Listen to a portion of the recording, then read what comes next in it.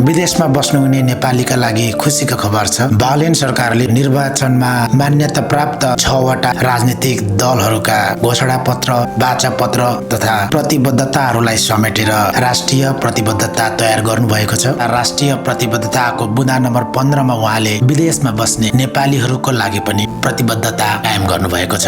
अब विदेशमा बस्ने नेपालीहरूले आफूले कमाएको धन र आफूले कमाएको ज्ञान नेपालमा लगानी गर्न पाउने भएका छन्। हिजो भएको प्रतिबद्धतामा बालेन सरकारले विदेशमा बस्ने नेपालीहरूले नेपालमा अन्तर्राष्ट्रिय स्तरको खेलकुद सहर, उच्च शिक्षा अनुसन्धान केन्द्र, विशिष्ट स्वास्थ्य सेवा, सांस्कृतिक पर्यटन लगायतका क्षेत्रहरूमा लगानी गर्न पाउने भनेर भनिएको छ।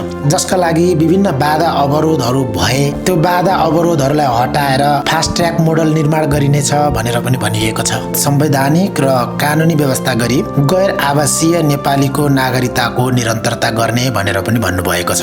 एकपटकका नेपाली सधैँका लागि नेपालीलाई सुनिश्चित गरी विदेशमा रहेका नेपालीको ज्ञान, सिप र अनुभवलाई ब्रेन गेनको रूपमा प्रयोग गरिनेछ। यो प्रतिबद्धतामा संवैधानिक र कानुनी व्यवस्था गरी गैर आवासीय नेपालीको नागरिकताको निरन्तरता, पैतृक सम्पत्ति र मतदानको अधिकार सुनिश्चित गरिनेछ भनेर भनिएको छ।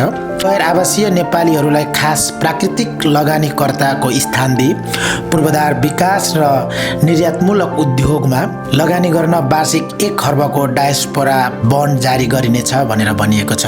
नबुझ्नेको लागि डायस्पोरा भनेको जो आफ्नो देश छोडेर विदेशमा बसिरहेको समूहलाई डायस्पोरा भनिन्छ। विदेशमा बस्ने नेपालीहरूको लगानी प्रोत्साहन गर्न नेपालीहरूको ठूलो बसोबास भएका देशहरूसँग दोहोरो कर प्रणाली अन्त्य गर्न द्विपक्षीय सम्झौता गरिनेछ पनि भनिएको छ। पहिलो पुस्ताका विदेश बस्ने नेपालीहरू सेवानिवृत्त रिटायर अवकाश प्राप्त भएपछि मातृभूमि फर्कौं भन्ने अभियान प्याकेज चलाउने भनेर पनि भनिएको छ।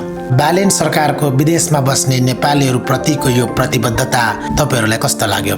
आफ्नो प्रतिक्रिया कमेन्ट गर्नुहोला।